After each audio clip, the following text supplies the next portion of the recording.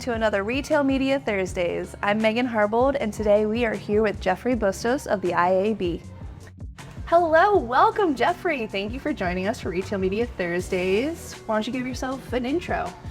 My name is Jeffery Bustos. I work at the IAB, and my title is VP of Measurement, Addressability, and Data, or MAD.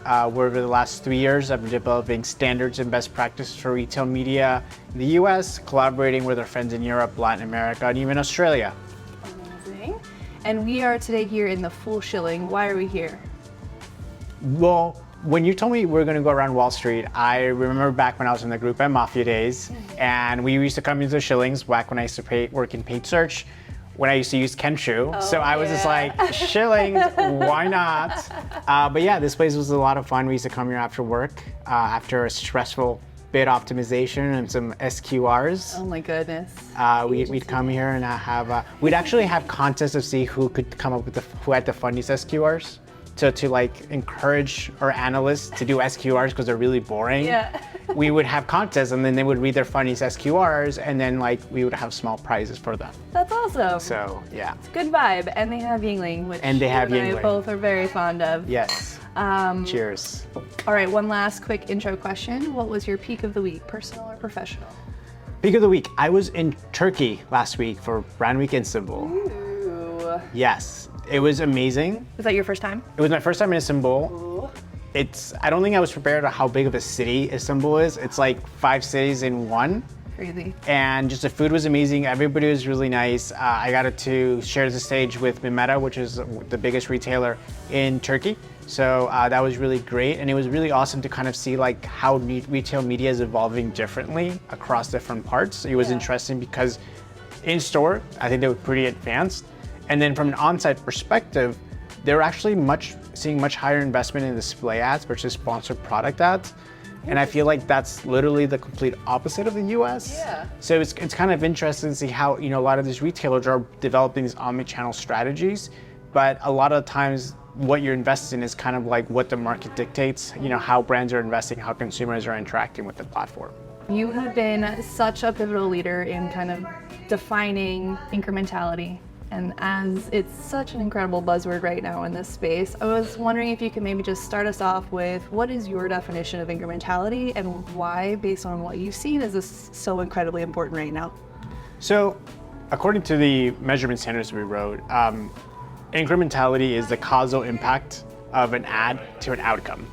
And it's probably the most pivotal in retail media because it's the only ecosystem where the retailer is essentially the same ecosystem where the ad is shown and the message is shown is the same place where the measurement and outcome happens. Mm-hmm. One of the biggest challenges in measuring incrementality is one, what are you measuring? Mm-hmm. I think that's always like the question you kind of really dig into. Is it like, are you incremental to what? And then also understanding the environment in which you're measuring incrementality. Measuring incrementality online, measuring incrementality post-campaign or in-store environment is very different. And then I think finally, one of the biggest challenges when you're developing standards or best practices, which we'd love to kind of hear how Sky's doing it, is Best Buy has different data sources and purchase frequency than like a Kroger. Mm-hmm. If I am Samsung, I don't care about purchase frequency because you're buying a television every 2 to 3 years. If I am Cascade Farms, purchase frequency is very important. I want to know how many times a week you're buying milk. So I think it's kind of a balance of how do you balance standardization with flexibility, and then also really aligning with the brands, what do you want to measure incrementality against? Yeah, absolutely. I feel like this whole notion of standardization, and again, I know you've done a lot of work in this space, but really a lot of your output is that standardization is kind of a fallacy, and you can standardize within your own world, but you can't really standardize from brand to brand, from category to category, from retailer to retailer. And yeah, I think we can totally talk a little bit about how partnerships and technology can help bridge some of those gaps for advertisers. Maybe let's get into that now. Like, what do we think is one of the most important keys to success, or how have you seen folks be very successful in determining what incrementality is for themselves? Well, first of all, I love you brought up the fallacy paradox. I was a philosophy major in college, and I feel like that really encompasses kind of like, it is kind of contradiction. How do you standardize and how do you have flexibility? I think when we look at standardization or just measurement in general, I would say transparency. And that sounds so simple, but like if a retailer is just being transparent how they're measuring something and how the output is why the output is the way it is, this helps brands kind of really understand how to compare it. Yeah. And then I would say that when you're looking at incrementality, let's say you're doing a random control test, is really ensuring that you have the right control group and the test group in which you are having enough valid data in terms of the output, but then you also have a really strong objective of, based on the learnings that you're gonna get, what are you gonna do? Right. I think a lot of times with measurement, we love to do reports. You know, we'll go in and be like, hey Megan, here's a report, I will present the report, it's a really pretty deck. But at the end of the day, like, and one of the things that when I was reading about Scott, you guys have Decision Pro, and that's how you call your measurement tool. And I do really think that measurement should be a decision tool, not a reporting tool. And I think when you start looking at retailers that do it well, it's a lot of retailers that are setting up these, you know, incremental tests that are really looking at what are you trying to measure, and kind of based on the outcome of this measurement, what are you going to do from it? Yeah. Even whether you're an online environment or you're an in-store environment, you're trying to understand, you know, what stores perform better, or what parts of stores with zones do better, or what types of ads do better, seasons that do better. I think it's really understanding your objective, but then also what are you going to do post-campaign afterwards? Yeah. I think it's such an important thing to remember that within the world of a brand, especially in CPG, the very slow-moving, big siloed organizations, they spend 95% of their time literally reporting backwards just to explain what happened, and not even getting to the point of the data that they need to go tell them what to do. And that kind of internal selling in like this cycle of just almost like wasted time is something that I'm seeing more and more brands kind of pushing back against and trying to break down those silos that exist, that kind of old mentality, that kind of inefficient behavior. And there's kind of this maturity happening of defining performance not so much by profitability alone, but this kind of shift to using incrementality as that more forward-facing metric. What would you say in terms of like organization structure maybe, or again, like maybe it's the leadership mentality that you've seen work really well to help brands and advertisers get to where they need to go? So I read Measure What Matters, and they talk about OKRs. And I know OKRs are really more about like organizational goals. But when I work with brands and retailers, what I try to get them to understand is like, you need to have to obviously, your main objective is how much product you can move, what is your margin on the product, and what is the revenue you're making on that product. But getting that information, once you already have that information, it's too late to react to it. To your point, they're just being very reactive. So you want to have kind of your overall business objectives, but then you kind of want to go kind of level deeper, understand, you know, what are your leading indicators? And that's where incrementality comes in. That's where new brand comes in. That's when purchase frequency comes in. For example, I'm obsessed with Olipop. I don't know if you've tried it. It's pretty good. It's changed my life. And I'm like an avid soda category buyer, and I wasn't before. I just ordered groceries today when I got back, and I literally ordered like 20 cans of Olipop. And a lot of that, you know, Olipop as a brand would say, oh, Jeffrey is new to the category, I'm going to be messaging much differently than an avid soda shopper that's already buying sodas and they just switched to this new soda. So I think kind of getting that second layer of not just saying like, oh, somebody's new to brand, but are they new to brand to the category with a competitor? Understanding that purchase frequency, you know, if your incrementality, say your ROAS increases 10, 20%, but that's because of a price increase, and then you see your purchase frequency decrease, a lot of times we're like, oh, ROAS increased 20%, I and then good things. No. And then no, it's a price increase. So I think kind of looking at your leading indicator is important, and then from there, looking at your lagging indicators, which are things that like your hands-on keyboard speed people are doing. You know, what are they doing to optimize that frequency? What are the metrics that have a high propensity to then lead to a frequency, or what is the messaging? Kind of like looking at measurement, those 3 steps is going to help you be much more agile, because you do have to respond very quickly. You know, we live in a world where, you know, a TikToker will talk about something and then a new trend will explode. You get to react really quickly, or, you know, there'll be a promotion. So you have to be able to have these key KPIs that tell a story throughout kind of the stages and of optimization. And I think that's where measurement should go. And to your point, that will definitely break the silos internally, because there'll be more of that internal communication within a brand. Yeah. And, you know, that data that's flowing, whatever the aligned kind of definition of incrementality is across those various kind of spheres of the funnel, everybody from C-level down to the practitioner being aligned to what those leading lagging indicators are and knowing what actions to take when things change. Like that is, I think, very much missing in the enablement of what it takes to do retail media well. Maybe what else have you seen that's like a watch out for advertisers to either definitely stay away from, don't think about it in this way, or maybe an example of something you see be super, super successful in terms of like a case study almost? One of the funnest case studies that I came across when writing the paper on retail media advanced measurement data collaboration was Kroger. So they shared a really cool case study, which I also thought was really fun. It was around a sporting event, and it was like, how do you get people excited around recipes? So they organized the recipes by different players, which is really engaging kind of with the consumers in a live event. And I think kind of like when you think a lot about campaigns, a lot of times they're really boring, but this was super interactive with it. And then they showed different campaigns to different consumers based on the different segments, based on the different interests. And then post-campaign, they actually used linear regression models to really understand kind of what was the impact of showing those campaigns. So they actually didn't do an actual A/B test. So they set up a random control test of the people that were going to be showing the ads, but then post-event, they actually also then use counterfactual machine learning to kind of really understand what is the impact of people that didn't see the test, just to kind of really measure it. And I think kind of with that test, a lot of times we try to overcomplicate things. And I think with this one, it was a really fun campaign in which the consumers were engaging with the brand in a really fun way with recipes. And I think recipes is really where we're going to see a lot more innovation in retail media.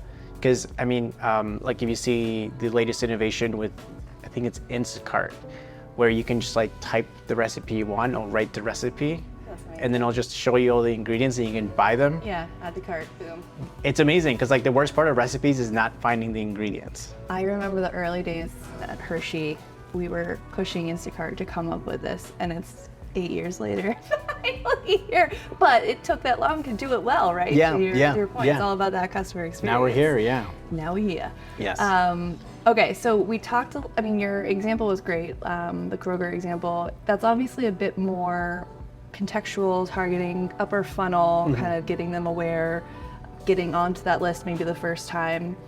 I think what a lot of brands are trying to figure out is, okay, in my very much Amazon-centric paid search, it's a sponsored brand, very native experience, how do I measure incrementality? How do I think about like good quality measure when I can't very easily just do like an A/B test or an on-off control? Or can you? What are your thoughts here? So I think when you can't do it, one, depending on the test, I would say one, setting up ghost ads where you're able to measure kind of like do the A/B test from that perspective, and then you're able to really decrease the cost there. Or from another perspective, when you're really thinking about lower funnel, I think one of the things when you start thinking about sponsored product ads and incrementality, there's a lot of other factors within a campaign that will impact a sponsored product. And I think when you're within a sponsored product, you're really competing on conquesting. And you're really competing on kind of what is the opportunity cost of not being there. So I would say that as brands try to look at incrementality within Amazon, I think looking at that incrementality within Amazon, either doing a post-view analysis, doing a before-after analysis, doing a sales lift analysis is really good. I think the most important thing in any incrementality test is one, ensuring that if you're doing an A/B test, ensuring that you have enough data coming in.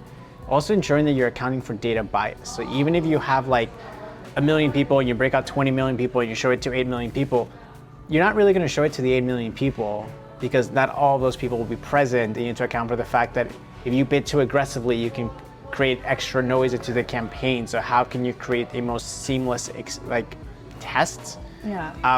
So I think accounting for the different stages of data bias, which is right now why we're seeing a lot of retailers start experimenting with synthetic controls, which is like post-campaign, you find consumers that are behaviorally similar to the consumers that saw the ad and purchased versus consumers that didn't see the ad, whether they purchased or not, and then kind of doing counterfactual machine learning through that. I think with that, one of the things that we wanted to make sure is that, for example, if I search Frosted Flakes and I click the sponsored product ad and buy it, and you search cereal and you click the sponsored product for Frosted Flakes and buy it, in a standard RCT test, with an actual testing control group, you would have a higher incremental value than I would. Right. In using synthetic controls, we wouldn't. So one of the things we also recommend as part of the measurement standards is ensuring that retailers are accounting for search intent in kind of developing those models, just to ensure that you're weighting people's search intent accordingly when measured, when trying to do an incremental test. And is that a very subjective weighting, like you're applying that almost custom to your brand, your category, your level of competitive market share? Yeah, so we had a lot of debates on it, and we thought that we didn't want to say like you should weight brand versus non-brand searches differently, but we did say in an audit process you need to justify the weighting that you provided, and you can't just weight someone based on behavior, because behavioral context usually just look at demographics or specific interests, but I think a lot of times kind of like once you're already on that page and you look at search intent, you can account for a lot of data bias, especially since you're in a last click model. Me searching for a brand term and you searching non-brand probably means that I was exposed to a lot of other upper funnel media to make me want to, awareness media where you may not have been exposed to as much. So it does account for that sort of data bias and kind of weights it accordingly, so that other parts of media that I was engaged in, maybe those parts get more credit because they maybe already have a brand search. So how do you come up with that weighting without having a true multi-channel attribution model? Or is that another piece of this puzzle that you have to kind of create your own version of understanding how the consumers are flowing through the engagements that you have out there in order to do this well or not? No, to your point, I think you bring up a perfect point. I think brands need to start looking at MMM. I think MMM in MTA is incredibly important because I just read an article today from Paras from Georgia Pacific. Yeah. And he's like, your sales are incremental to you, so this retailer, but they're incremental to me as a brand. So I think, an average consumer shops at 2 to 4 different groceries on a given month. So the idea that the consumer saw an ad here and it was just impacted by that, retailer in that environment is not realistic. So I think brands should start looking at kind of what is the, multi-touch or within an MMM model, and start looking at kind of what is the impact of media in their investments. So I think brands should start investing within that. Because when you start thinking of kind of the evolution of measurement within retail media as a brand, the first thing now is brands are trying to say, how do I compare retailer A and retailer B? So comparing two retailers' performance. I think part B, which we'll probably see a lot more next year, hopefully, or maybe 2026, is what is the halo impact? If somebody saw an ad using Walmart data on Disney, what was the impact of that person then going to other grocery stores and buying that product? And that's going to help brands really be much more efficient in their media. And it's also going to lower the human capital cost, because now you can just choose a few different retailer data sets that have the highest level of halo impact against your overall sales. And that's really going to help brands be much more intelligent when they're buying media, much more efficient, and then also be able to get that reach, which is a big challenge in retail media. You don't have the same level of scale you do in other forms of programmatic. Excellent stuff. We could literally sit here over 5 more beers. I have so many questions, but I think we should probably wrap it. Let's go ahead and cheers for some incredible intel. Thank you so much. Cheers. And now, your favorite part. Oh. Rapid fire question. Yes. So I think we've established you've been in the measurement space for quite a while, and acronyms and initialisms are a big part of that. So I thought it would be fun to ask you to define some acronyms and initialisms that absolutely have nothing to do with measurement, just to see how you do. Love it. Are you ready? Yes. Okay. The first one, BANT, B-A-N-T. What do you think that means? I just thought of the word bears for some reason. Maybe because it sounds like BAM. Animals. So, it has to do with sales. I'll just give you that hint. Sales.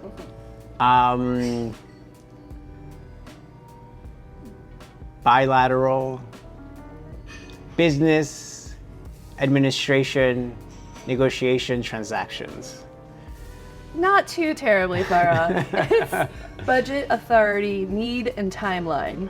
The sales qualification framework. That was one of the hardest ones. That was one of the hardest. I had this coming because my title, I wanted to be mad.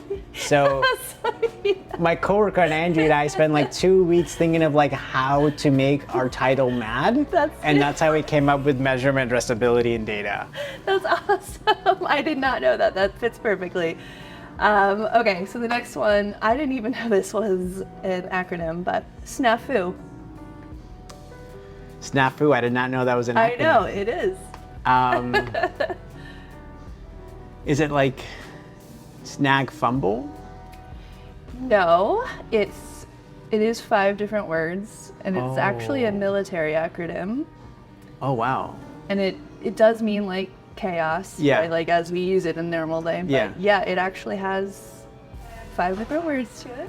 Is it snafu? Trying to think of a word around chaos starts with an S.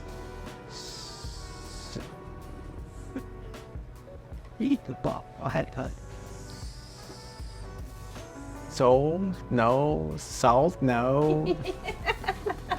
These are so hard. I love it. It's situation normal, all effed up.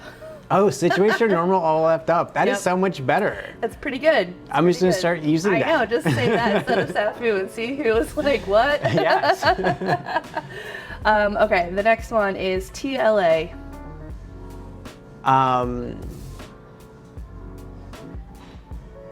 It's an acronym about acronyms. To list acronyms. 3-letter acronym. Oh, 3-letter acronyms. Wow. TLA. Apparently, it's used very sarcastically for people who overuse acronyms. So Okay. It makes sense. Okay, we can use that one. We can use that. Yes. I think this one you'll probably know. WYSIWYG. WYSIWYG. WYSIWYG. World. Think about it in like like a website. You're creating a website using a WYSIWYG editor. Website integration. It's actually what you see is what you get. What you see is what you get. So it's basically instead of having to like code everything, you have like a nice little editor. Yeah, like WordPress. Exactly. Yeah. Okay. Is the last one what is Sky? It should be now. What is Sky? Don't ask me that. I actually don't remember either. No, the last one is just NIMBY.